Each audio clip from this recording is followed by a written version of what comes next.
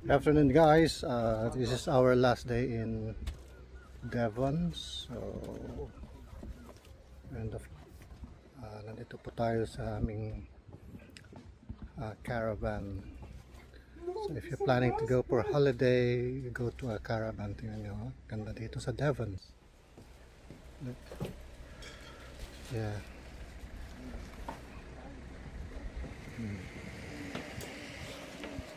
So, dito yung caravan namin. Tapos malapit lang yung ipapark mo lang yung car mo doon. So our plan for today is we're going to call it National Trust. Una is sa Compton Castle.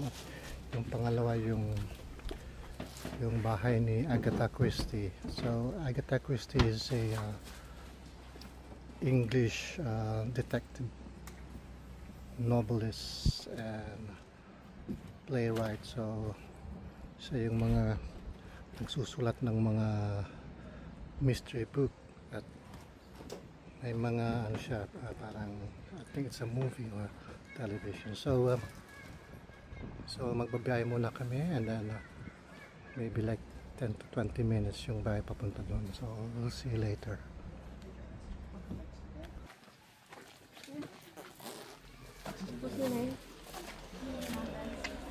So we're in the Compton Castle, kabayan.